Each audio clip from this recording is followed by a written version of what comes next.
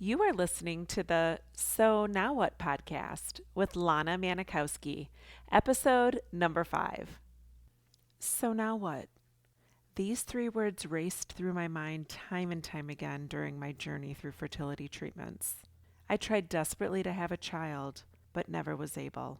I yearned for a community to join that could understand my struggles. I couldn't find one, so I created one with the So Now What podcast. I love that you found us.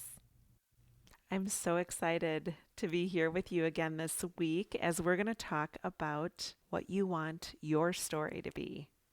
You've done so much of the meaningful work already, and in episode 2, you became more aware of the beliefs that you have and the beliefs that you've accumulated about yourself. You now know that you have the ability to notice them and not judge yourself for having them. When you did the work in episode 3 to question the validity of those beliefs and how they're serving you in your life today, you began to tap into the skills we have as humans and the opportunity that we have to believe on purpose, which will be the foundation to creating a life of your chosen meaning. What you deliberately choose to believe about yourself now will 100% lead you to your future. When I decided that I no longer wanted to believe my life had no purpose or no meaning because I wasn't a mother, there was no sage burning ritual, no kumbaya with a room full of people. I just simply became aware that my shitty thoughts were, well, they were just shitty. And I decided that I was done inviting them on my journey of my life. Things began to change. The floodgates opened to a revived feeling of hope and excitement for what is possible for me, even if I'm not a mom. The growth I see in myself is simply from deciding I don't like a belief I have. I don't replace them with beautiful beliefs that have birds chirping and waves crashing and angels flying around. That's not always realistic. But when I do the work of noticing when I'm uncomfortable or that a belief is not worth keeping or that it's outdated, that's where my work lies. There's a lot of junk, and not prioritizing it when it shows up in my mind or in my life, the change that I try to create is only going to be temporary. We're always looking as humans for quick fixes for things. And for example, look at diets.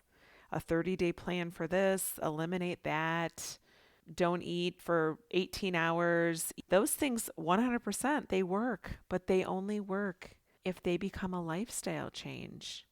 And when it's not part of a lifestyle, the minute you stop, the weight creeps back on. Same thing with your thoughts. If you don't start questioning yourself on purpose, you may see results here and there, but it's not going to be something that's going to become ingrained in who you are on a daily basis. So create practices for yourself. So it could be paper thinking, daily writing stuff down, having awareness. You'll see that noticing, the more you do it, it's just really going to become part of the fabric of who you are. You'll notice that things don't sit right with you, and you'll start asking yourself why. So if you're following along with this podcast and doing the work along with us, I bring this to your attention because it's necessary to give yourself some time to fully embrace the why behind the beliefs you want to change in your life. If you don't understand why you're wanting to change them and what it is that you're no longer wanting to have an association with, or if something makes you feel uncomfortable and you don't understand why, you might be able to temporarily change a belief. It's really not going to stick with you.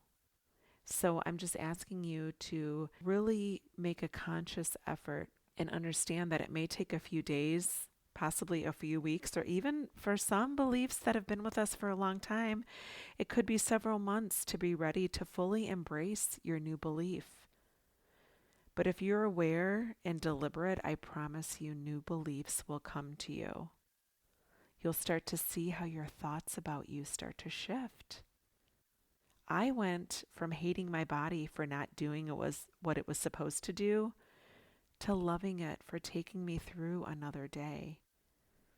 I believe it now with every ounce of me. I've stopped leading with the belief that I was broken because I didn't have a baby or because I didn't respond to fertility medications, even though I went to some of the leading fertility clinics in the world. And I chose those clinics based on the fact that they had live birth rates in the 62% range in my age group.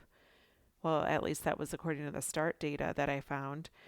But now I believe that I was such a strong and resilient woman to have shown up every cycle committed to trying, even though I failed the cycle before. So, cycle after cycle that I wasn't a success, I still had the courage to try again. You'll get to the point where you're tapped into your beliefs about yourself, about your life, and about your story. Now's your time to daydream and imagine if you could choose to be anything in your life, what would it be? What would you want your self concept to be, your self story, and your identity to be? There is nothing too much for you to believe. The feelings you have are 100% yours, and you can decide who you can be. So I chose a title for my new story, and I created new chapters.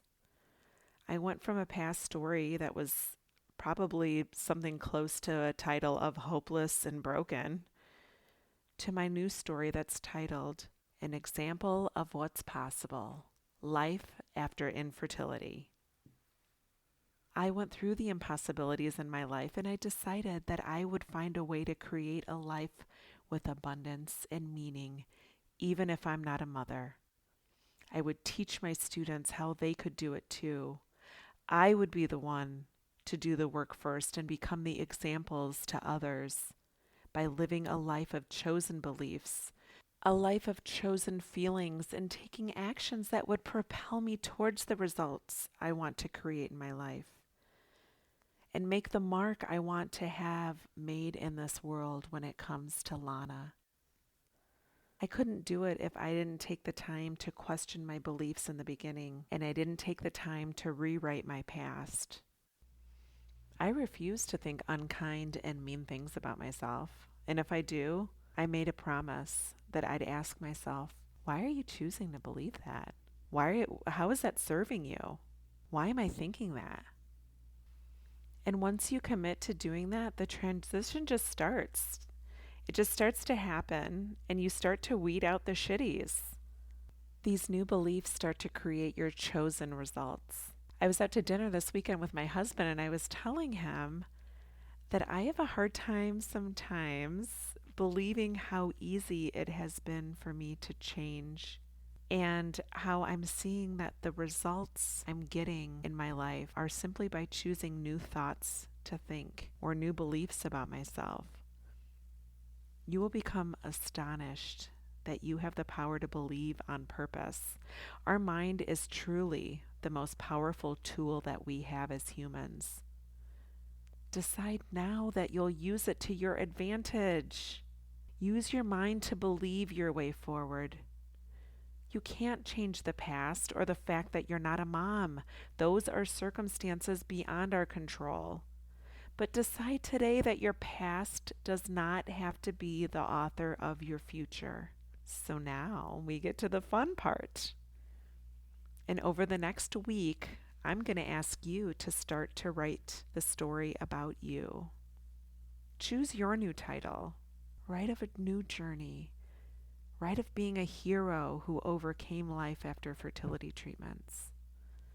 This is about the you want to be. There are absolutely no limits to who you can be.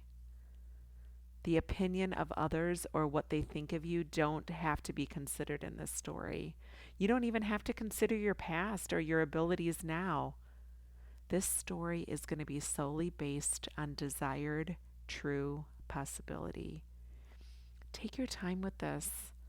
Include as many details as you can. The process is going to be so much fun. Enjoy it. If you write your story all at once, just take time every day to revisit it, reread it, and keep adding more details and desires for yourself.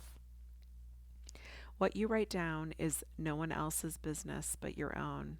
This is your opportunity to dream bigger than you ever thought possible. And if you catch yourself saying, "Ah, that's so stupid. Oh my God, I could never. I'm not even going to bother writing this because, this sounds ridiculous." That's the stuff that you should be writing down for sure. That's the gold in this.